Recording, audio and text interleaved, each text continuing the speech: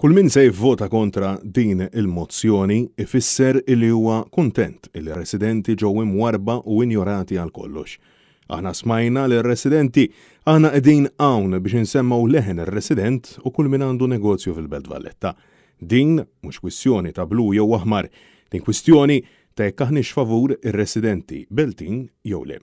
Sostna dan id-deputat parlamentari nazzjonalista Darren Karabot kif il-Parlament insista li b'daqqa ta' pinna il-Gvern ġie jaqgħu jqum mir-residenti u n-negozji fil-Belt Valletta u minflok b'nuqqas ta' rispett enormi injora għal kollox il-karba tar-resident. Id-deputat parlamentari Mario De Morco min-naħa tiegħu staqsa ta' min huwa l-interess biex ma jikkonsulta ma' ħadd u jdaħħal żewġ avviżi legali minn wara dar kulħadd. U għafakkar illi l-avviż legali mhux biss ifisser li l-mużika tista' tindaqsa s-sija ta' filgħodu fuq barra ma jista' jestendi l-ftuħ tal-istabbilimenti saħansitra sal-5 ta' filgħodu dan ifisser li l-Gvern lest ibiddel il-Belt Valletta f'Paċeville.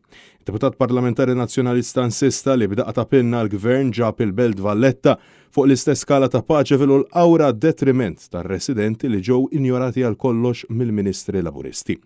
Il-Deputat Nazzjonalista Pola Mifsud Bonnici saħqet li l-mozzjoni li l-Partit Nazzjonalista ressa b'sens ta' doveru responsabilità lejn ir-residenti Beltin tħares lejn ir-rispett u d-dinjità tar-residenti.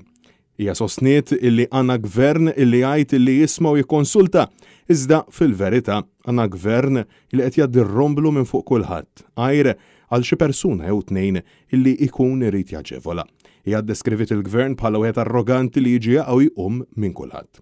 Id-deputati tal-Partit Nazzjonalista staqsew lill-Gvern Laburista ma' min ikkonsulta kif kemm ir-residenti ħarġu kontra dawn l-avviżi legali kif ukoll il-lukandiera u l-iżviluppaturi mhumiex kuntenti b'din il-bidla fil-liġi. Intant, il-Ministru tal-Kultura u Bonnici fil-Parlament ma lissen ebda kelma favur ir-residenti Beltin. Ministru ieħor li ġie jqum ir-resident f'diskorsu kien Clayton Bartolo li joġbu jiftaħar brix ħadd ieħor iżda fl-ebda ħin ma semma l-karba tal-Beltin.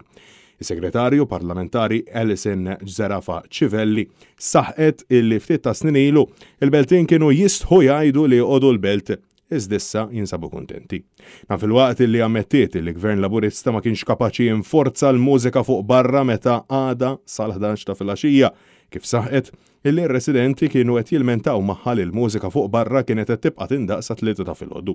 Ta' min wieħed jinnota li matul dan id-dibattitu fil-Parlament rigward din il-legal notice l-ebda rappreżentant tal-Gvern Laburista mill-ewwel distrett ma seħtieġa li jitkellem favur il-Belt u l-Beltin.